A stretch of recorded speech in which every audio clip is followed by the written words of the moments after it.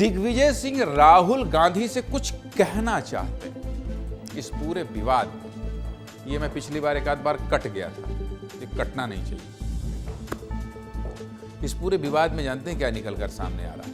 ये लग रहा है कि कुछ तो कहना चाहते हैं दिग्विजय सिंह, कुछ तो कहना चाहते हैं।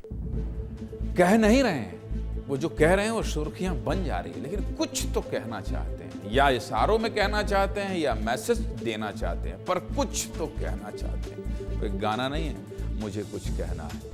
शनिवार को दिल्ली में कांग्रेस ने वर्किंग कमेटी की बैठक की। ये बैठक तो कांग्रेस को मजबूत करने के लिए हुई थी, लेकिन इस बैठक के बाद जो हो रहा है उससे पार्टी मजबूत होने के बजाय दो धड़ों में बंट गई है। दो धड़ों में एक गुट दिग्विजय सिंह के समर्थन में है और दूसरा गुट दिग्विजय सिंह के खिलाफ। नए साल से पहले कांग्रेस में आखिर चल क्या रहा है जानना चाहते हैं? विवादों का पूरा गुलदस्ता है, आपको बता देते हैं, देख लीजिए पूरी खबर। दरअसल इस खबर की शुरुआत 19 दिसंबर 2025 को हुई थी। 19 दिसंबर 2025 को दिग्विजय सिंह ने अपने सोशल मीडिया एक्स पर राहुल गांधी का एक वीडियो पोस्ट किया था। और क्या लिखा था आप जानते हैं? इस वीडियो को पोस्ट करते हुए लिखा था कि सामाजिक आर्थिक मुद्दों पर राहुल की समझ बिल्कुल सटीक है और उन्हें पूरे नंबर मिलते हैं, लेकिन अब कांग्रेस को संगठन पर ध्यान देने की जरूरत है। चुनाव आयोग की तरह पार्टी में भी सुधार होने चाहिए और संगठन सृजन से आगे बढ़कर पार्टी का विकेंद्रीकरण करना होगा। और राहुल ये कर सकते हैं, लेकिन उन्हें मनाना बिल्कुल आसान नहीं। और इस पोस्ट में दिग्विजय सिंह ने प्रियंका गांधी, मल्लिकार्जुन खड़गे, जयराम रमेश और कांग्रेस को टैग किया। इसका मतलब ये कि दिग्विजय सिंह चाहते थे कि उनकी ये बात कांग्रेस के आला कमान तक पहुंच जाए। दिग्विजय सिंह इस पोस्ट में एक तरफ राहुल गांधी की तारीफ करते हैं तो दूसरी तरफ ये भी कहते हैं कि राहुल गांधी को संगठन मजबूत करना होगा। राहुल गांधी को पार्टी का विकेंद्रीकरण करना पड़ेगा, यानी पार्टी की ताकत को बांटना पड़ेगा। लेकिन इस पोस्ट की सबसे मुख्य बात जानते हैं क्या रही? दिग्विजय सिंह का यह कहना कि राहुल को किसी भी बात के लिए मनाना बहुत मुश्किल है। और यह पहली बार था जब दिग्विजय सिंह ने संगठन को मजबूत करने के लिए सीधा सीधा राहुल गांधी तक अपनी बात पहुंचाई। इसके बाद 8 दिन तक यह मामला शांत रहा। ना किसी ने कोई बयान दिया, न इस बारे में कोई चर्चा हुई। और 8 दिन बीत जाने के बाद आखिरकार क्या हुआ, वो मौका आ गया। कांग्रेस की वर्किंग कमेटी की बैठक का 27 दिसंबर का दिन, 27 दिसंबर 2025 को दिल्ली के इंदिरा भवन में यह बैठक होनी थी। बैठक का समय 11 बजे रखा गया, लेकिन इस बैठक से ठीक 1 घंटे पहले सुबह 10 बजे दिग्विजय सिंह ने अपने एक्स अकाउंट पर एक और पोस्ट कर दिया। और क्या लिखा? उन्होंने लिखा कि लाल कृष्ण आडवाणी और नरेंद्र मोदी की 90 के दशक की फोटो थी, जिसको उन्होंने पोस्ट करते हुए लिखा। उस समय लाल कृष्ण आडवाणी बीजेपी के सबसे लोकप्रिय नेताओं में से एक थे और नरेंद्र मोदी एक स्वयंसेवक। इस तस्वीर में लाल कृष्ण आडवाणी एक कुर्सी पर बैठे हुए हैं और प्रधानमंत्री नरेंद्र मोदी बीजेपी के कार्यकर्ता के तौर पर जमीन पर बैठे हुए। इस पोस्ट में दिग्विजय सिंह ने लिखा कि देखिए किस प्रकार आरएसएस का जमीनी स्वयंसेवक और बीजेपी का कार्यकर्ता नेताओं के चरण में बैठकर प्रदेश का मुख्यमंत्री और देश का प्रधानमंत्री बन गया है। और किसी भी संगठन की यही सबसे बड़ी शक्ति होती है। इसको अनुशासन से भी जोड़ के देखा जा सकता है और इसको तंज में भी जोड़कर देखा जा सकता है, लेकिन संगठन और शक्ति की बात कर रहे हैं, मतलब उन्होंने तारीफ की। इस पोस्ट में भी दिग्विजय सिंह ने राष्ट्रीय कांग्रेस, मल्लिकार्जुन खड़गे, मतलब राष्ट्रीय कांग्रेस के अध्यक्ष राहुल गांधी, प्रियंका गांधी और जयराम रमेश को टैग किया। यह पोस्ट वर्किंग कमेटी की बैठक से ठीक 1 घंटे पहले किया। इसका मतलब क्या है? इसका मतलब यह है कि दिग्विजय सिंह इस पोस्ट के जरिए कांग्रेस के हाईकमान को क्या करना चाहते हैं, जो मैंने आपको शुरू में बताया था, कुछ कहना चाहते हैं, यानी मैसेज देना चाहते हैं। 8 दिन में दूसरा मौका था जब दिग्विजय ने इस तरह पार्टी को और राहुल गांधी को संगठन मजबूत करने की बात कही और आरएसएस से तुलना करने वाले इस पोस्ट ने आग में घी डालने का काम किया। इस पोस्ट के 1 घंटे बाद कांग्रेस वर्किंग कमेटी की बैठक हुई और सूत्रों का दावा है कि इस बैठक में भी दिग्विजय ने नाराजगी जताई और बोला कि कांग्रेस को अपने संगठन पर काम करने की जरूरत है। यह बैठक 3 घंटे तक चली और जब तक दिग्विजय सिंह मीटिंग से बाहर आए तब तक जंगल में आग फैल चुकी थी। पहले मीडिया ने दिग्विजय से उनके पोस्ट को लेकर सवाल पूछे और उसके बाद क्या हुआ यह भी पूछा कि विकेंद्रीकरण से आपका इशारा किसकी तरफ था। सुनिए मीटिंग के बाद दिग्विजय सिंह ने कहा क्या था। लेकिन उनकी संगठन क्षमता का मैं प्रशंसक इसलिए हूं कि एक ऐसी संस्था जिसका पंजीयन नहीं है वो आज देश में इतनी शक्तिशाली हो गई कि देश के प्रधानमंत्री लाल किले से कहते हैं कि ये विश्व का सबसे बड़ा एनजीओ है। अरे भाई एनजीओ है तो आपका नियम और कानून कहाँ चले गए। लेकिन इनकी संगठन क्षमता का मैं प्रशंसक हूँ। इतना मैं कह सकता हूँ कि हमें इसमें सुधार की गुंजाइश है और हमेशा हर संगठन को सुधार की गुंजाइश रखना चाहिए। सर, जब आप कांग्रेस में कैसे सुधार की जरूरत है? कह रहे हैं विकेंद्रीकरण होना चाहिए, तो किसने कहा आपको? आप डिसेंट्रलाइजेशन की आप बात कर रहे हैं, कांग्रेस पार्टी के संगठन को लेकर सवाल उठाए। ऐसी बात आपने भी तो संगठन को लेकर काफी सारे सवाल उठाए। आपने कहा राहुल गांधी को कन्विंस करना मुश्किल है। जी एक बात सुनिए, जो मुझे कहना था मैंने CWC की बैठक में कह दिया। दिग्विजय सिंह के पोस्ट और उनके बयानों की बात हो गई, लेकिन कांग्रेस में इन बयानों का क्या असर हुआ है वो भी देख लीजिए। वो भी आपको विस्तार से दिखा देता हूं। वर्किंग कमेटी की मीटिंग के ठीक एक दिन बाद 28 दिसंबर 2025 को दिल्ली में कांग्रेस का 140वां स्थापना दिवस मनाया गया। दिल्ली के कांग्रेस मुख्यालय में एक कार्यक्रम हुआ, लेकिन इस कार्यक्रम में भी अगर किसी एक नाम की सबसे ज्यादा चर्चा थी तो वो नाम कौन सा था? दिग्विजय सिंह का नाम। इस कार्यक्रम की एक तस्वीर भी सोशल मीडिया पर खूब वायरल है। इस वीडियो में दिग्विजय सिंह और शशि थरूर एक साथ बैठे दिखाई दे रहे हैं और जैसे ही ये तस्वीर वायरल हुई तो लोग कहने लगे कि शशि थरूर की तरह दिग्विजय सिंह का भी बीजेपी की तरफ झुकाव बढ़ रहा है। लेकिन इस बैठक में कुछ और भी हुआ। क्या क्या हुआ वो भी आपको बता देते हैं। देखिए, सूत्रों का दावा है कि स्थापना दिवस के कार्यक्रम के बाद दिग्विजय सिंह और राहुल गांधी आमने सामने आए और राहुल गांधी ने दिग्विजय सिंह से कहा कि आपने कल जो किया वो गलत व्यवहार था। राहुल गांधी ने इतना कहा और वो चुप हो गए। जब राहुल गांधी ने यह बात कही तब वहां पर सोनिया गांधी भी मौजूद थी।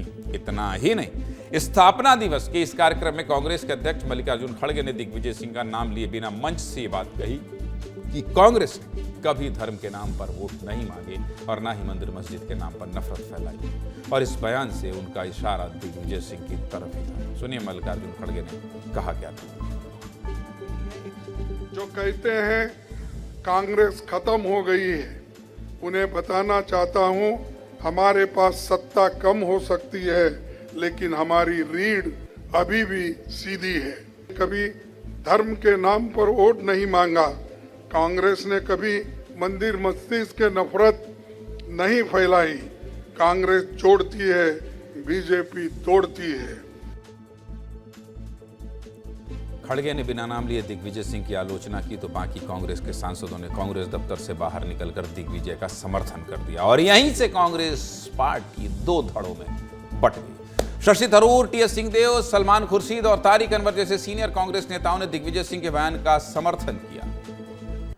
मणिकम टैगोर और पवन खेड़ा ने कहा कि गांधीवादी लोगों को गोडसे के संगठन से सीखने की कोई जरूरत नहीं। देखिए कैसे दिग्विजय के पोस्ट पर कांग्रेस पार्टी 2 गुटों में बट गई। दिखाई दे रही है।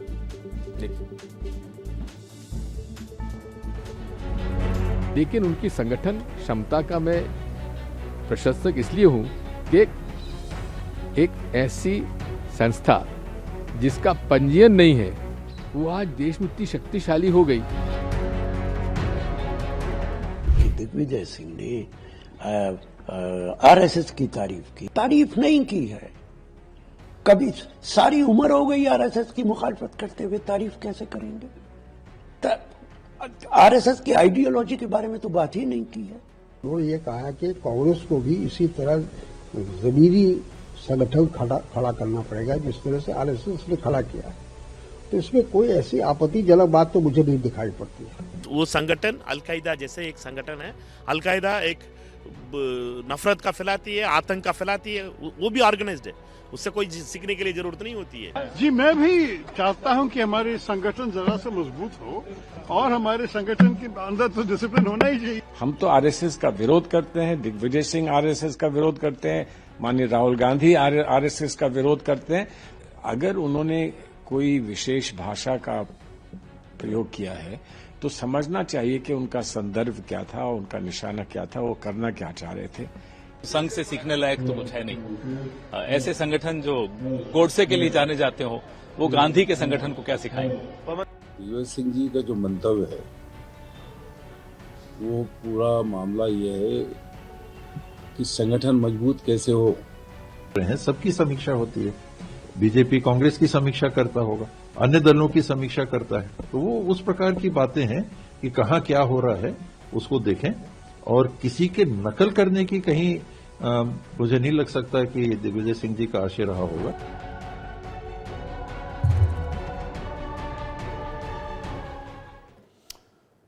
जब स्क्रीन में आप इनके बयान सुन रहे थे तो एक तरफ थम था और एक तरफ डाउन था। सुना आपने और देखा भी आपने। दिग्विजय के बयान पर कांग्रेस के नेता आपस में ही समर्थन कर रहे हैं, आपस में ही विरोध कर रहे हैं। लेकिन मामला यहीं शांत नहीं हुआ। कांग्रेस के कुछ नेताओं ने दिग्विजय की आलोचना की तो उनके बचाव में कौन आया? उनकी पत्नी अमृता राय। अमृता राय ने 28 दिसंबर की शाम फेसबुक पर एक पोस्ट करते हुए लिखा, हम आह भी भरते हैं तो हो जाते हैं बदनाम, वो कत्ल भी करते हैं तो चर्चा नहीं होती। अब अमृता राय ने फेसबुक पर पोस्ट किया तो 29 दिसंबर की सुबह 9:40 पर कांग्रेस नेता नीति चतुर्वेदी ने भी फेसबुक पर ही एक लंबा चौड़ा पोस्ट करके दिग्विजय सिंह पर कार्रवाई की बात कही। यानी पहले एक्स पर लड़ाई, फिर मीडिया में आई और उसके बाद फेसबुक पर लड़ाई। और सबसे मजे की बात जानते हैं क्या? ये सब के सब कांग्रेस के ही नेता हैं जो एक दूसरे से सहमत नहीं हो पा रहे। नीति चतुर्वेदी ने लिखा कि वैचारिक दोगलापन या घर वापसी की छटपटाहट, कांग्रेस की जड़ों में मट्ठा डालने वाले दिग्विजय सिंह पर कार्रवाई कब होगी? दिग्विजय सिंह के हालिया बयान ने राहुल गांधी से लेकर उन तमाम जमीनी कार्यकर्ताओं के मुंह पर तमाचा मार दिया है जो सालों से आरएसएस के खिलाफ लड़ाई लड़ रहे हैं। नीति चतुर्वेदी पहली ऐसी नेता है जिन्होंने सीधा सीधा दिग्विजय सिंह का नाम लिया है और ये कहा है कि दिग्विजय सिंह पर कार्रवाई होनी चाहिए। अब नीति चतुर्वेदी ने ये बात कही तो नीति चतुर्वेदी के पास हम भी पहुंच गए। उनसे पूछा कि कुछ कांग्रेस के नेता तो दिग्विजय सिंह के बयान का समर्थन कर रहे हैं, फिर आप कार्रवाई की बात क्यों करेंगे? क्या कहा नीति चतुर्वेदी ने, जानते हैं आप? नहीं, सुनिए। दोहरी बात है, चित्त भी मेरी, पट भी मेरी और अंटा मेरी जेब में, ये वो वाली बात हो गई। इतने बड़े बड़े मुद्दे हैं जिनकी हम लड़ाई लड़ रहे हैं, तो आप इस तरीके का पोस्ट करके एक तरीके से हमारी पार्टी को हतोत्साहित ही नहीं कर रहे हो, आप पार्टी लाइन से भी अलग जा रहे हो। और आप जो पार्टी ने, जो हमारे शीर्ष नेतृत्व ने जो मुद्दे उठाए हैं, आप बेसिकली उनको ख़त्म कर रहे हो। एक तरफ दिल्ली में ये हलचल चल रही थी तो दूसरी तरफ रविवार को मध्य प्रदेश से दिग्विजय सिंह को बीजेपी में शामिल होने का ऑफर मिल गया। और ये ऑफर किसी छोटे नेता या कार्यकर्ता ने नहीं दिया, बल्कि मध्य प्रदेश के मुख्यमंत्री डॉक्टर मोहन यादव और प्रदेश अध्यक्ष हेमंत खंडेलवाल ने दिया। इन दोनों नेताओं ने कहा क्या है, सुनिए। चलिए, भाजपा है इस लायक की तारीफ करना चाहिए। दिग्विजय सिंह जी को भी बधाई। आइए, भाजपा में स्वागत है। दिग्विजय सिंह ने सही कहा, आरएसएस एक आदर्श संगठन है और जो सही बात है उनकी जवाब पे आ गई। निश्चित तौर पे हमारे यहाँ सबका स्वागत है, जिसके विचार हमसे मिलते हैं वो हमारे दल में आ सकते हैं। मोहन यादव जी, आप स्वागत कर रहे हैं कि आप बीजेपी में? अरे छोड़िए, समझिए, आप समझिए इस बात को। नहीं समझ पा रहे हैं तो कुछ और सरल करने की कोशिश करता हूं। आपको दिल्ली और भोपाल लिए चलता हूं। मेरे सहयोगी एक तरफ आपको अंचल शुक्ला दिखाई दे रहे हैं और एक तरफ अमृत तिवारी दिखाई दे रहे हैं। चूंकि दिल्ली से ये सब कुछ शुरू हुआ है और दिल्ली जाने से पहले हुआ है, इसलिए अमृत तिवारी ये बताते हुए कि टोपी आपने जो वादा किया था वो आपने कुरियर करी या नहीं, इसका विश्लेषण का शुरुआत करिए, फिर उसके बाद मैं अंचल शुक्ला का रुख करूंगा। अमृत जी, ज्ञानंद जी, टोपी मैंने कुरियर कर दी है, आपको मिल जाएगा कल परसों तक। जहाँ तक दिग्विजय सिंह की जो सवाल है उनके पोस्ट को लेकर के और जिस तरह से प्रतिक्रियाएं आ रही हैं, कई तरह की जो है बातें हैं। दिग्विजय सिंह देखिए बहुत ही मजे हुए खिलाड़ी हैं, राजनीति में वो क्या करते हैं वो ही जानते हैं। लेकिन ऐसा नहीं कि वो बयान पहली बार दिए हैं। 2016 में भी मैं बयान खंगाल रहा था तो उन्होंने मेजर सर्जरी की बात कही थी कि कांग्रेस में मेजर सर्जरी की जरूरत है। और जो ट्रेंड दिग्विजय सिंह कर रहे हैं, इससे पहले हम गुलाम नबी आज़ाद को भी देख चुके हैं और अन्य नेताओं को भी देख चुके हैं, शशि थरूर भी बोल रहे हैं। सवाल ये उठता है कि ये नाराजगी किस तरह की है, जब इसकी पूरी पड़ताल की गई है। और जब मैं अलग अलग लोगों से बात करता रहा तो ये बात आई, केसी वेणुगोपाल इसके केंद्र में दिखाई दे रहे हैं। केसी वेणुगोपाल के साथ ये जो जानकारी मिल रही है, पुष्टि नहीं कर रहा हूं लेकिन अपुष्ट सूत्रों से जानकारी जरूर मिल रही है कि उनसे जो है कुछ हॉट टॉक हुए थे केसी वेणुगोपाल से। दरअसल उनका ये मानना है कि पिछले दिनों जिस तरह से पंचायत जिला स्तर पे जो इस तरह संगठन में बदलाव को लेकर के जो चुनाव की प्रक्रिया चल रही थी, खबर बता रहे हैं, हालांकि आपने पुष्टि नहीं की लेकिन निधि से भी आपने बात की और वो बातचीत भी हमारे तक आपने पहुंचाई। अब मैं अंचल शुक्ला का रुख कर लेता हूं। अंचल मध्य प्रदेश की राजनीति को बहुत अच्छे से समझते हैं, तमाम बड़े नेताओं के इंटरव्यूज़ करते हैं। जयवर्धन से जब आपने बात करी थी अंचल, तो आपने दिग्विजय सिंह के उनके रिश्ते और उनके राजनीतिक करियर को लेकर बहुत अंदरूनी बात पूछी थी और पहली बार जयवर्धन आपके इंटरव्यू में बहुत कुछ उन्होंने कहा था अपने पिता के बारे में। और अब उन्होंने एक पोस्ट भी किया है अभी कुछ देर पहले ही, ब्रजेश जी ने मुझे दिखाया, तो उसमें उन्होंने कहा है कि अगर दिग्विजय सिंह कांग्रेस के नहीं तो किसी के भी नहीं। ये तो माना जाएगा कि दिग्विजय सिंह का बहुत बड़ा कद है, लेकिन इस पोस्ट के बाद जो हलचल बढ़ी है राजनीतिक, उसको किस नज़र से देखा जाना चाहिए मध्य प्रदेश में कांग्रेस की राजनीति के लिहाज से? अंचल। बिल्कुल ज्ञानेश जी, सबसे पहले मैं आपको बताऊं कि जयवर्धन सिंह को उनके पिता ने नसीहत दी थी कि आने वाले समय में राजनीति बहुत खराब होने जा रही है, इसलिए मैं तो कहूंगा कि राजनीति में मत आओ। और वो बात अब जयवर्धन को रियलाइज भी होती है कि मेरे पिता ने सही कहा था। दिग्विजय सिंह कुछ बात कहें और वो दूर तलक ना जाए, ऐसा हो नहीं सकता। भारतीय जनता पार्टी के लिए वो बंटाधार हैं, तो आज निधि चतुर्वेदी ने कह दिया कि कांग्रेस की जड़ों में मठा घोलने का काम कर रहे हैं। आप समझिए ज्ञानेश जी, समझिए कि कहीं पे निगाहें कहीं पे निशाना जैसी बात है, क्योंकि दिग्विजय सिंह जब कोई बात कहते हैं तो देखते कहीं है और निशाना कहीं और होता है। राज्यसभा की सीट और पूरा राजपाट चला गया था कमलनाथ का, मुख्यमंत्री पद से 15 महीने में हटना पड़ा था। अगर वही राज्यसभा की सीट ज्योतिरादित्य सिंधिया को या प्रदेश अध्यक्ष की सीट दे दी गई होती तो आज भारतीय जनता पार्टी की जगह कांग्रेस पार्टी होती मध्य प्रदेश में।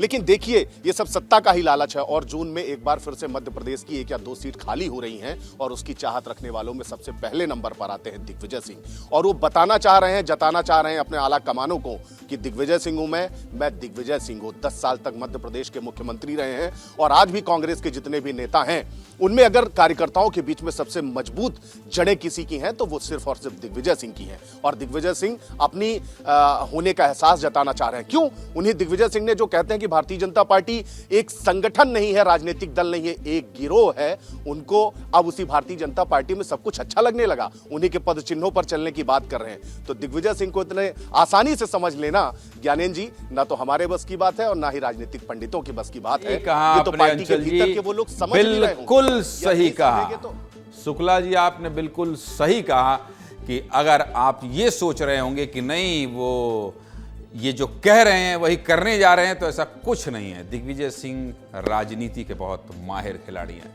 अमृत जी आपका भी धन्यवाद, अंचल जी आपका भी धन्यवाद।